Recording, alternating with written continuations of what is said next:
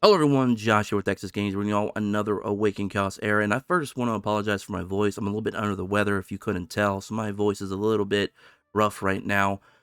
So we got some news on the latest patch notes. Now, those patch notes came out actually yesterday, but they got delayed, and there are a couple slight changes to those patch notes. They're pretty much more or less the same, but I think they added some fixes like with Abaddon and maybe even given Abaddon a couple buffs as well, I believe. I don't think those were in the last patch notes, but not too many players are going to have Abaddon to begin with because he is a legendary light or dark unit. We're not going to spend too much time talking about that. I just wanted to kind of briefly touch up on that in case we didn't cover it in the last patch notes, because I cannot remember if those were in there or not. But a big thing that was changed since last patch notes is Charles has indeed been nerfed. And he's been nerfed pretty hard. He's actually been nerfed by 100% defense. His rage stacks used to be 10, they're now 5. What I don't like about the change is they're calling it a configuration error, which is BS. He's been that way for how long now? That is not a configuration error. They even had it set up on his actual UI above his head where he's doing 10 rage stacks. So it was always meant to be that way.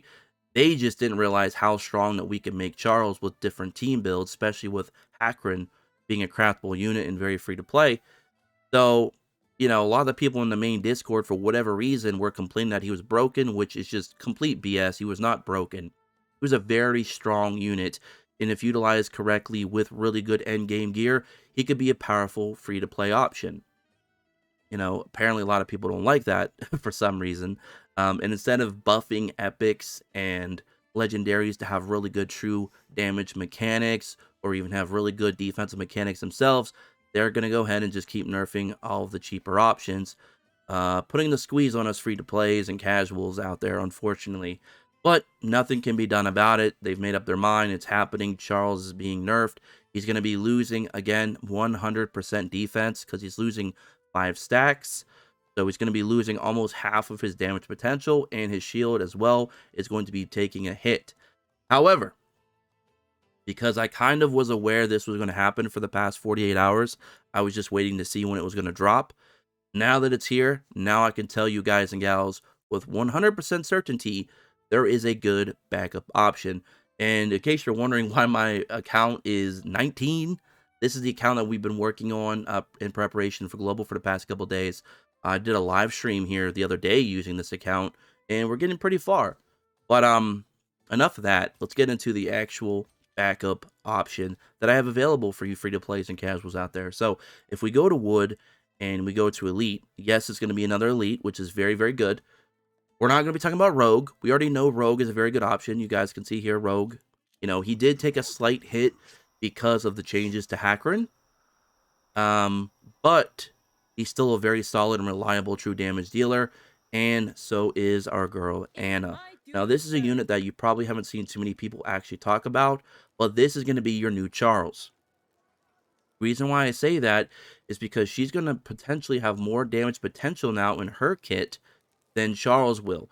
Charles just lost 100% of his defense, so he took a massive hit. Anna scales to her max HP.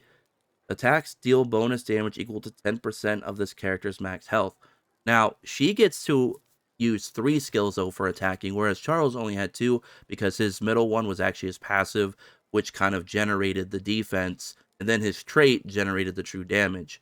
In this case, all of that damage is coming from just her trait, which allows her to be a little bit more flexible because now she can utilize 3 full skills. Her skill 1 deals 100% damage to an enemy with a 20% chance to stun. That could be useful in PvP.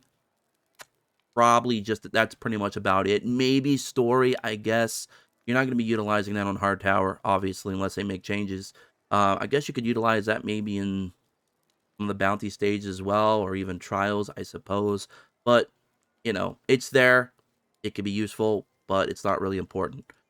Skill 2. Now, this is a very good skill 2 because he deals 100% damage to an enemy and applies speed down and attack down for 2 turns. That is huge. Attack down for 2 turns is nice, and they're both unconditional. So you just need a little bit of focus to hopefully not get resisted, and you should be fine. And it's only a 3-turn cooldown as well. Now her skill 3, her ultimate, she's going to be very, very good now. Deals 200% damage to an enemy with a 75% chance to apply taunt for 2 turns. Grants his character invincible for 1 turn. Now, she's going to be best on a divine set if they ever make changes to Gemini Dragon later down the road, because if she taunts an enemy and they keep hitting her and she gets counterattacks off, she's going to be doing counterattacks with true damage, which is going to be excellent. But for now, I think you could probably put her on a revival set, full Terra set, or maybe even a revival set, or a mixture of, those sets. You could have Terra with the other, full Terra, or the other with Terra. So you could, any of those 3 combinations will do. But I think her true endgame content, her true endgame gear will probably be divine set, but obviously we can't do that right now, because Gemini is just extremely hard to farm. So, yeah, I think Curse set or Revival or Full on Terra is the way to go. But anyways, he also gets that Invincible for 1 turn, which is huge. If she doesn't attack again, it's pretty much an Invincible for, a whole round, essentially. So, and she's doing 200% damage. Now, her base attack is a B.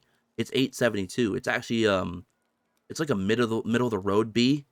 It's not low enough to be classified near a C, and it's not quite as high enough to be classified as an A. It's kind of like right there in the middle. So that's pretty good for her, because depending on her glyphs, she might actually be able to get, squeeze out 2k attack and still have 25, 30k HP on endgame gear. We're talking, endgame gear here, ladies and gentlemen. Her defense isn't too bad either. It's also a B. Her speed's a B, and her crit. So she has the full B distribution of stats, which is going to be solid for her. Like I said, you're going to probably want to put a little bit of focus on her and, bulk up that HP defense to give her some attack.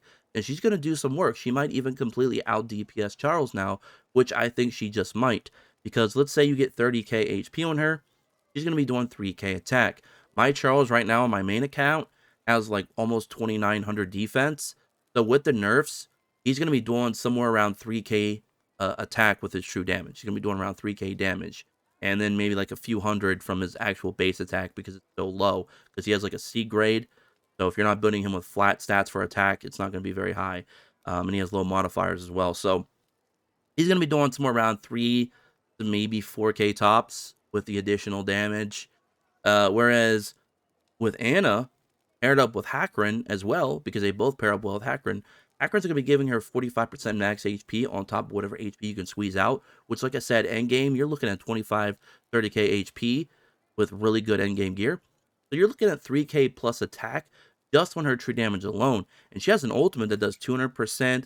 She also has 2 debuffs plus 100% on her skill 2, and her skill 1 is also 100% with a possible stun. So she's going to be comparable, if not better, than Charles now with the new Charles nerf. So I just wanted to give you guys and gals a secondary option, a backup option for Charles, because he unfortunately is getting hit.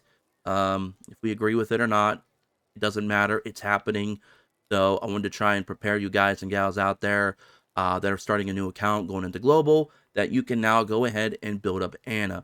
She's going to be our new Charles, essentially. So I hope you guys all liked today's video. Don't forget to drop a like if you did.